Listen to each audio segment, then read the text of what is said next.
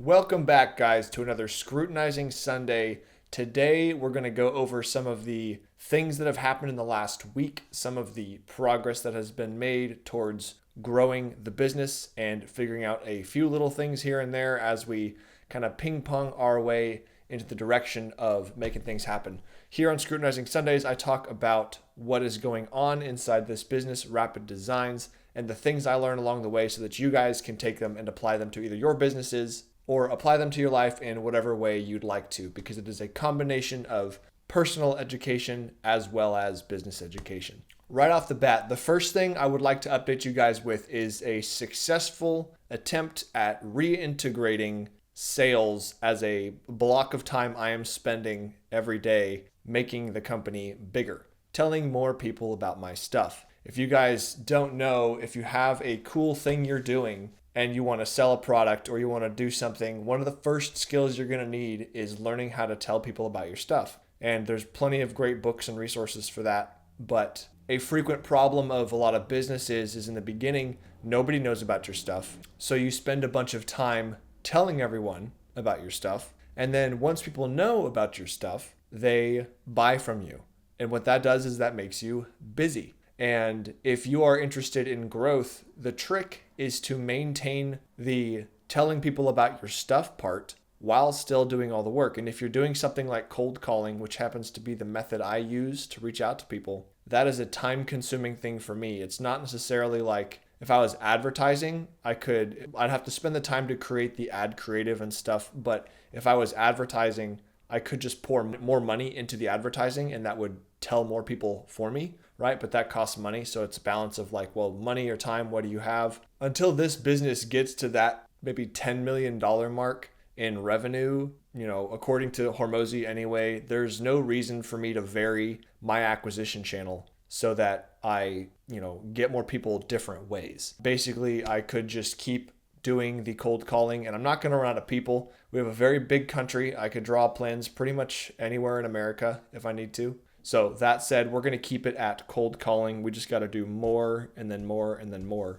The idea behind that is if you keep doing something consistently, you're going to get better at it, which is going to give you more leverage doing the thing. If I were to start really pumping social media as a acquisition channel for builders, then I would need to learn a lot about how to optimize social media. Same is true for all of the other methods of acquiring people. If you just get really good at one method, you're going to just get really efficient with it. And so I'm just going to keep doing that. I'm going to keep refining the script. I'm going to keep refining the process. I learn things every single time I get on the phone with somebody. And let's actually share some of that stuff. So I was on the phone with a particular builder earlier this week, and one of his complaints with designers was frequently when a builder is approached by a customer who needs a house built, and the builder connects that customer with his designer or architect or whoever, there ends up being a communication breakdown between the customer and the designer. How did this manifest in this particular case? Well, simply put, the homeowner had a bunch of design ideas and requests,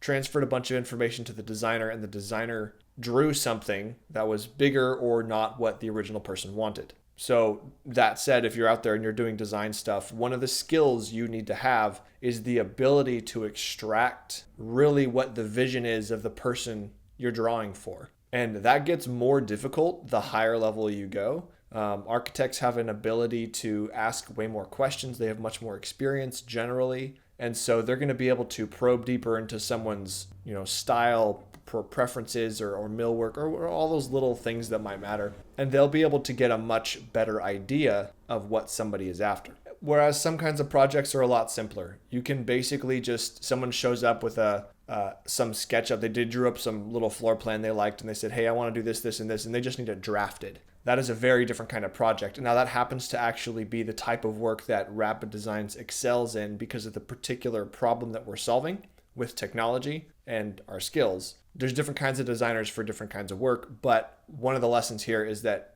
keep your communication very clear.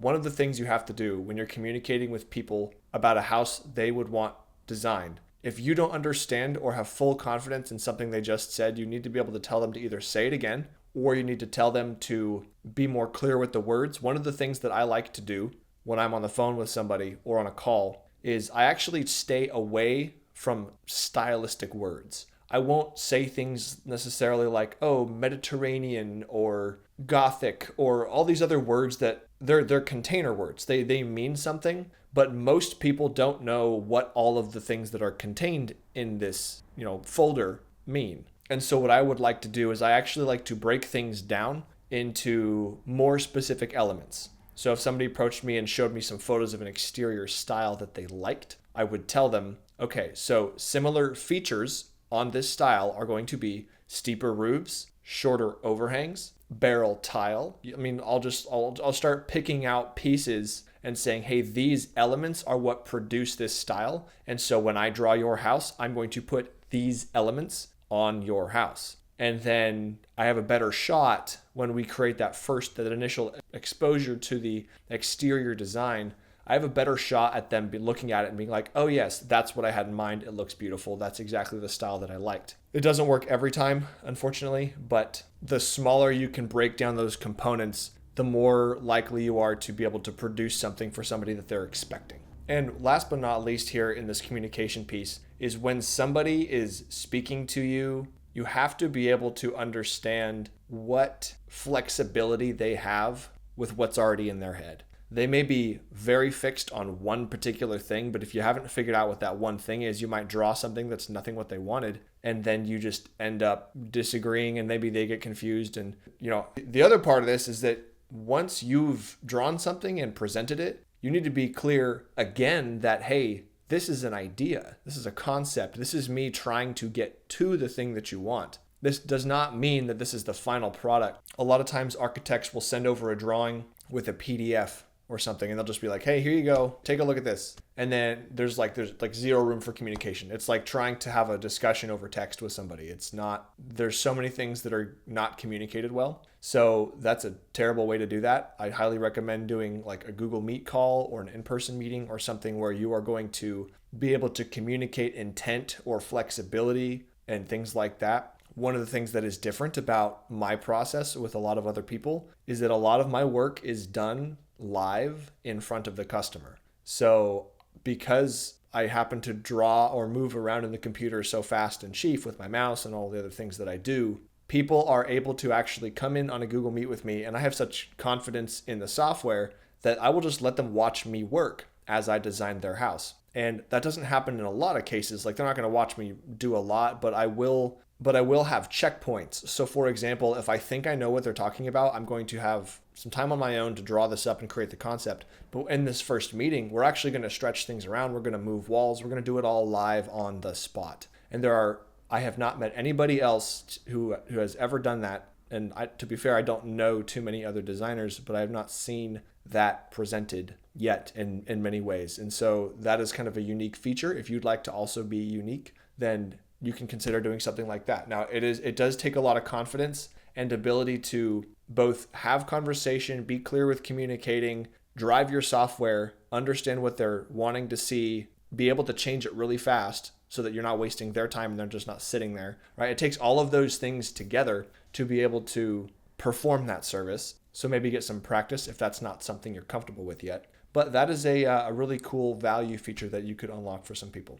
Something else that came up when I was listening to Hormozy recently was he had mentioned, what are you unconsciously competent with? And this is particularly important in my case because I am trying to grow a business that is built on speed and competency with a particular software and competency understanding how homes are built, the actual construction methods. So in order for my business to work and scale, I need to be able to train other people to know all of the pieces of the puzzle that I know that allowed me to draw the way I do so that I can go do other things. And I might have mentioned this before in a previous Scrutinizing Sunday, but I believe the design industry or the drafting world is a supply-constrained economy. What do I mean by that? There are plenty of draftsmen around who can draw things. The issue is that having someone who is reliable and consistent and doesn't get bogged down and slow is difficult to find.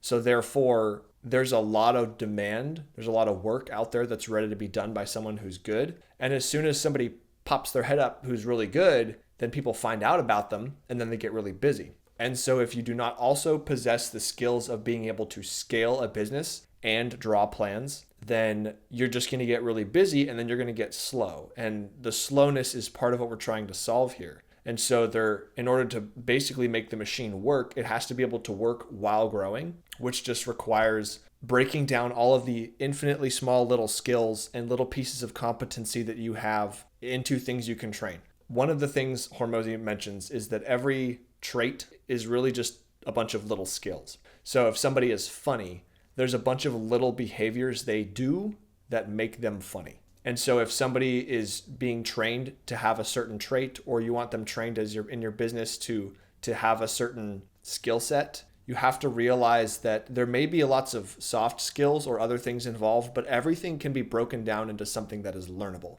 And the good news about that is that you can teach anyone anything. The question you need to ask yourself is, who is worth teaching what? Some people learn slow, some people learn fast, some people have high motivation, some people have low motivation. And so the question is, if you're selecting for talent, you need to find people that are capable of picking up the things you need to with the right amount of input and staying longer. So like a perfect example of something you wouldn't want is I might come up with a great training system for Rapid Designs where I could train anyone to draft very, very quickly with great software and yada, yada, yada. But if I keep picking people that have other attributes that are causing them to not be successful in my particular business or my style, then they're going to churn out of my business and they're going to go want to do something else, which is like fine. People come and go because life's always fluctuating, but there's like a timeline to everything, right?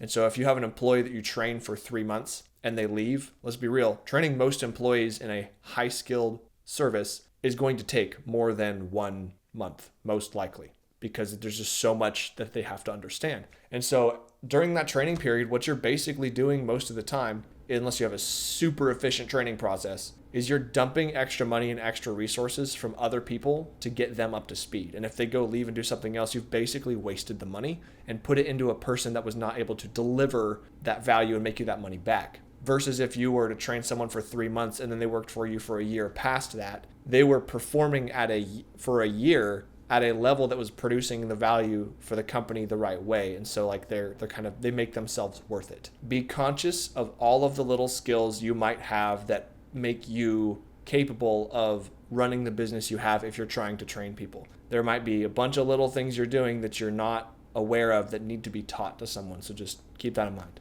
So on a few more technical notes, one of the things that I had found in Chief Architect was the line work. And it was actually it was slowing my computer down unnecessarily, and it was creating extremely large PDFs. One of the things that was happening, just to be very specific, is if you're applying stone or brick texture to an object in Chief, one of the things Chief is doing to draw the lines of the brick or the stone for you is there's a function inside that texture that is reading the photo. Like there's an embedded photo in the texture that's saying, oh, this is what the stone looks like. Well, there's a function in Chief where it says draw lines from texture. And what it's going to do is it's going to use its little Chief brain and it's going to look at the brick and it's going to draw actual lines to represent the brick, because when I actually print out the plans, I don't show color on my plans. I'm only showing lines because that's all we need to build these things.